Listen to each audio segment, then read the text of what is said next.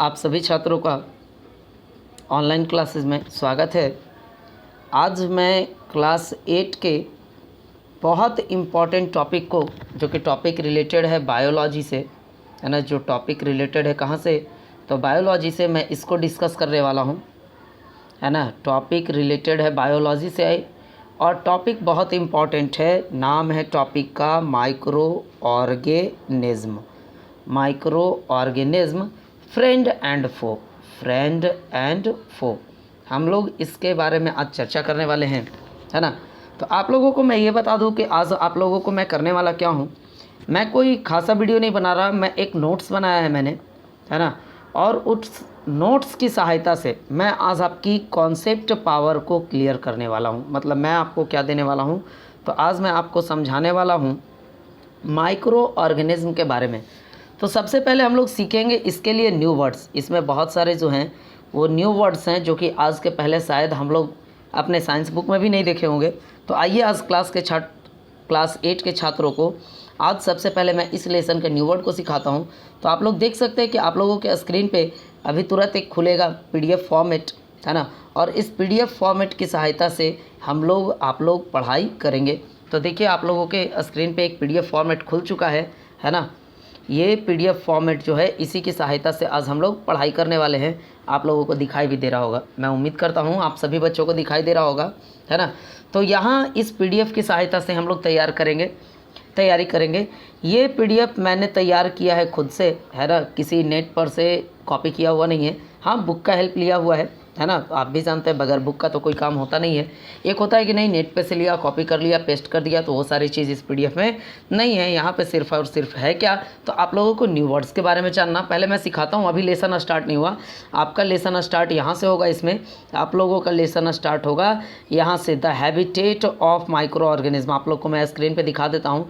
यहाँ से the habitat of micro organism से जो है ये आपका शुरू होगा। आप लोग देख सकते हैं यहाँ जो है ना, the habitat of micro organism आप लोग को दिखाई दे रहा होगा। यहाँ से आपका एक्सरसाइज शुरू होगा।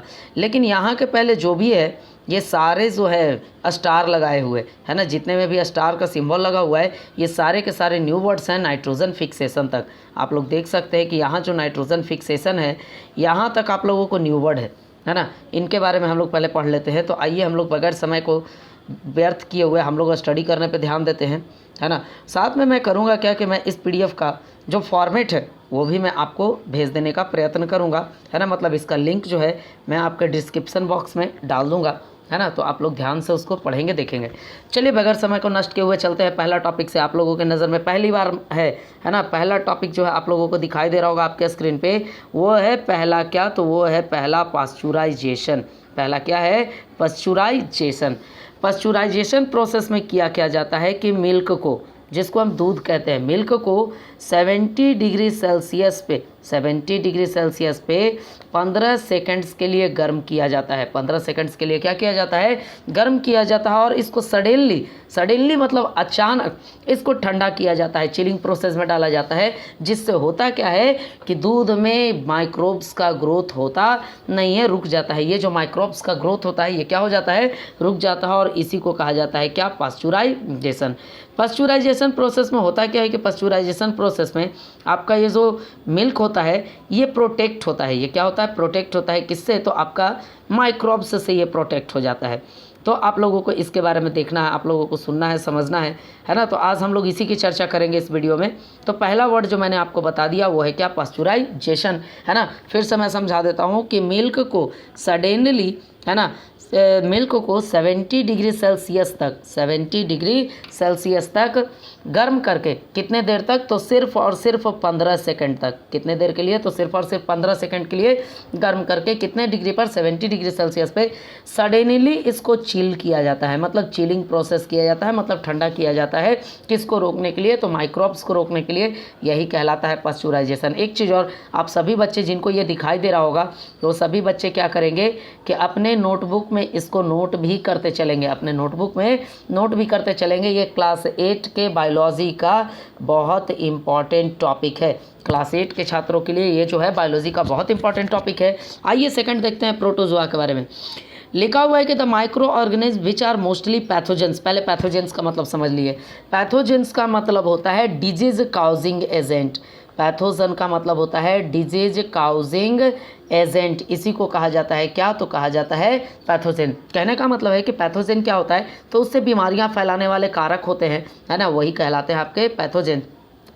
तो ये जो प्रोटोजोआ है ये मोस्टली जो होता है पैथोजेंस होता है, मतलब बीमारी फैलाता है। And cause diseases in humans, और इसी के कारण ह्यूमंस में बीमारियां भी होती है। तो आप लोग इसको ध्यान में रखेंगे, याद रखेंगे प्रोटोजोआ क्या है। तो प्रोटोजोन मोस्टली होता है पैथोजेन, और इसके कारण ह्यूमंस बींग्स में होती है क्या? बीमारियां होती हैं। चलिए अगला टॉपिक है फंगी। फंगी के बारे में जान लेते हैं। लिखा हुआ है कि the micro organism which mostly help in the decomposition process. ये जो फंगी होता है ये डिकम्पोजिशन प्रोसेस में भाग लेता है। ये किस में भाग लेता है?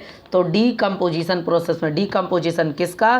तो ऑर्गेनिक मैटर का। इसको भी याद रखेंगे आप लोग कि डिकम्पोजिशन किसका करता है? तो करता है ऑर्गेनिक मैटर का। और ऑर्गेनिक मैटर किसको कहते हैं? तो एनिमल वेस्टेज, एनिमल, प्लांट, है ना, इन सभी के वेस्टेज को कहा क्या जाता है? तो आपके ऑर्गेनिक मैटर कहे जाते हैं। इसके बाद अगला टॉपिक है वायरस। इसके बारे में देख लेते हैं। लिखा हुआ है कि वायरस एक ऐसा ऑर्गेनिज्म होता है जो कि लिंक बनाता है किसके किसके बीच में? तो लिविंग थिंग और नॉन लिविंग थिंग्स के बीच में। याद रखिएगा कि वायरस जो होता है ये लिंक का काम करता है। किसका काम करता है? लिंक का काम करता है। कैसे करता है लिंक का काम? तो ये भी आप लोगों को देखना है कि लिंक का काम कैसे करता है। तो ये लिंक का काम करता है लिविंग और नॉन लिविंग के बीच में, और नॉन लिविंग थिंग के बीच में ये लिंक का काम करता है, मतलब इनको आपस में जोड़ने का काम करता है। दूसरा चीज़ लिखा हुआ है कि virus is active only inside the host organism. कहने का मतलब है कि वायरस जब तक किसी लिविंग ऑर्गेनिज्म के बॉडी के अंदर नहीं आएगा, याद रखेंगे यहाँ पे कि अगर वायरस किसी लिविंग ऑर्गेनिज्म के बॉडी के अंदर नहीं आएगा तब तक वो एक्टिव किसी भी हालत में नहीं होगा। लिखा हुआ है विच में भी बैक्टीरियल, प्लांट और एनिमल सेल। और ये जो जिसके शरीर में वायरस इन करेगा उसको क्या कहेंगे? उसको कहेंगे होस्ट। और होस्ट क्या हो सकता है?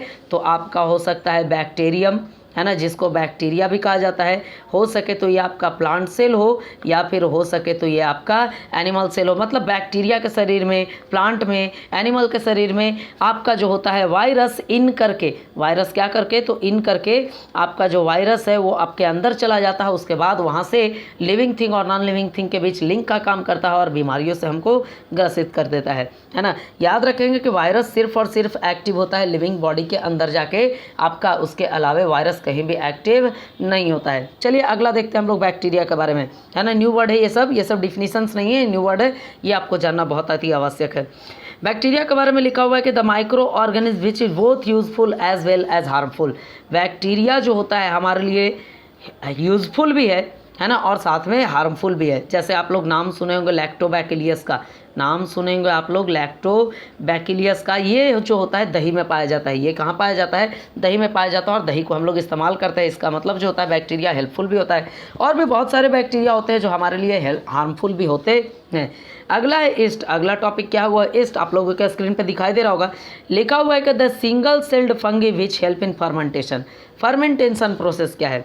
तो फर्मेंटेशन के बारे में आप लोग जान ले कि वैसा प्रोसेस जिसमें शुगर का इस्तेमाल करके इसको कन्वर्ट कर दिया जाता है अल्कोहल में, जिसमें शुगर का इस्तेमाल करके वैसा प्रोसेस जिसको क्या में कन्वर्ट कर दिया जाता है? अल्कोहल में। तो इसी प्रोसेस को हम लोग कहते हैं क्या? तो कहते हैं फर्मेंटेशन। क्या कहते हैं? फर्मेंटेशन कहते हैं। तो आप लोगों को ये बात भी समझ में आनी चाहिए।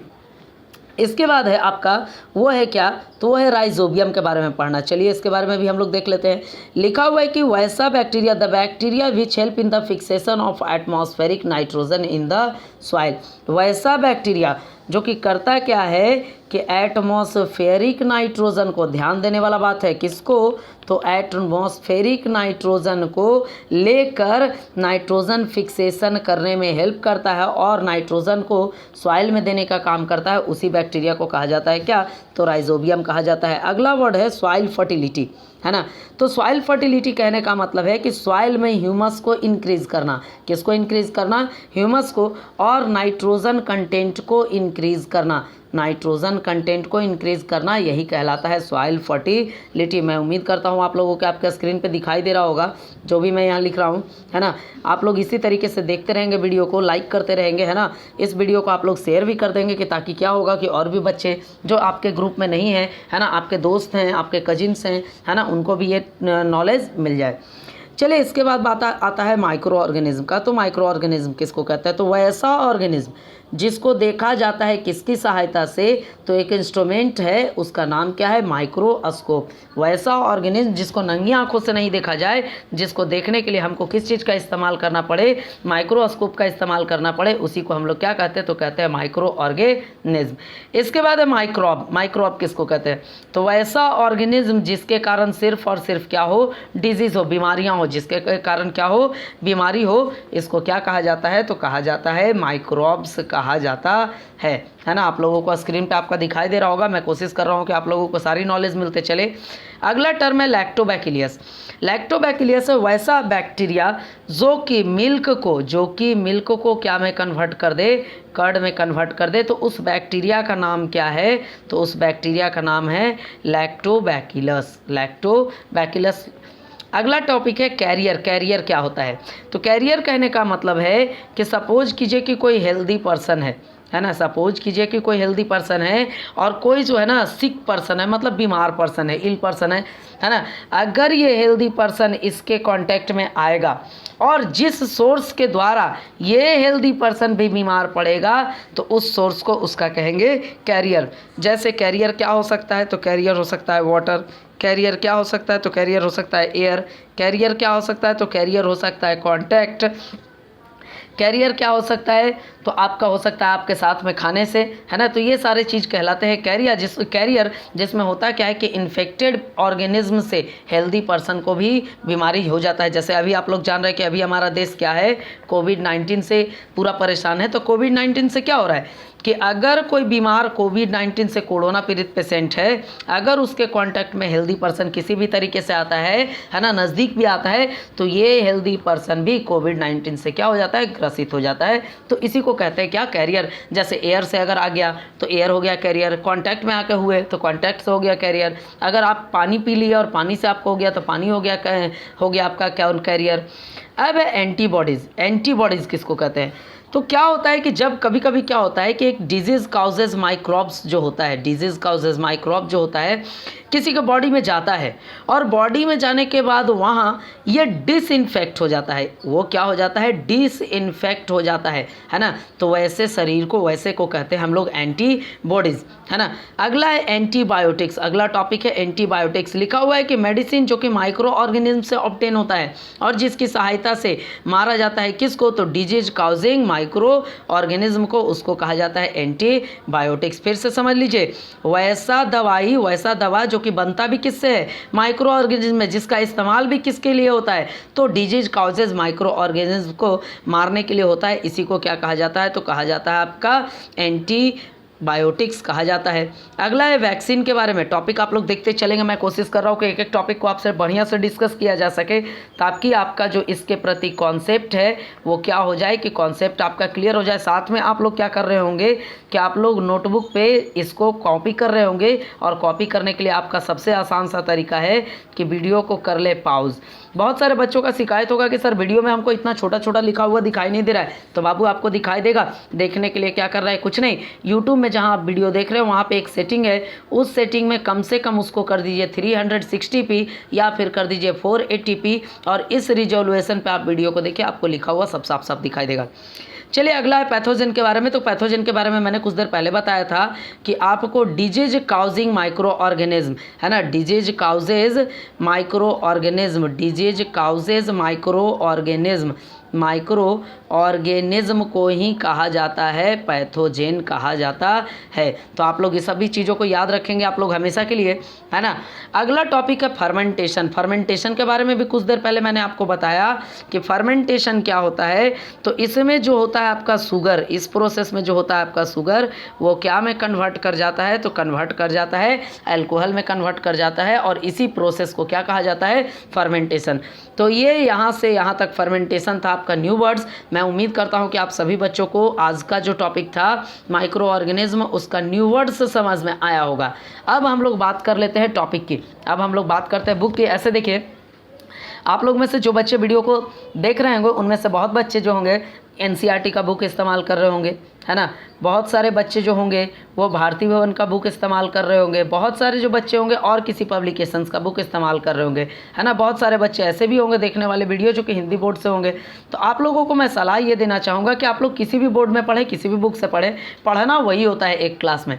मैं जो आपके लिए नोट्स लेके आया हूँ ये पूरा नोट्स अभी नहीं है, ये सिर्फ ऐसे ही 4 पेज है ना। ये बहुत बड़ा लेसन है और इसके बारे में हमको बहुत जानना है, तो इसके लिए अभी जो है अभी सिर्फ ये छोटा सा एक फॉर्मेट है नोट्स का, जो कि जिसमें आपको करना क्या है कि न्यू वर्ड्स को आपको याद कर लेना है। न्यू वर्ड्स को आपको क्या कर लेना है, याद। इसकी हेल्प से आप किसी भी टर्म को डिफाइन कर सकते हैं, मतलब आप उसका डिफिनीशन आसानी से लिख सकते हैं। तो मैं कोशिश करूँगा कि आपके साथ हर एक टॉपिक को डिस्कस किया जाए, और अगर आप लोगों को फिर भी कोई डाउट होता है तो आप लोग अपने डाउट को क्लियर करने के लिए मुझे मेरे व्हाट्सएप पर करेंगे मैसेज। आप सभी के ग्रुप में मेरा व्हाट्सअप नंबर पहले से दिया हुआ है, और वहाँ पे अगले वीडियो को जब मैं लेके आऊँगा तो मैं आपके नाम के साथ आपके डाउट को क्लियर करूँगा। तो आप लोग अगर मेरे चैनल पे पहले नए हैं तो सबसे पहले चैनल को सब्सक्राइब करें, है ना, और जो बेल आइकन है उसको ज़रूर प्रेस करें, ताकि कि जब भी मैं वीडियो अपलोड करूँ, है ना, लिंक शेयर करूँ या ना करूँ, आपको वीडियो का नोटिफिकेशन मिल जाए।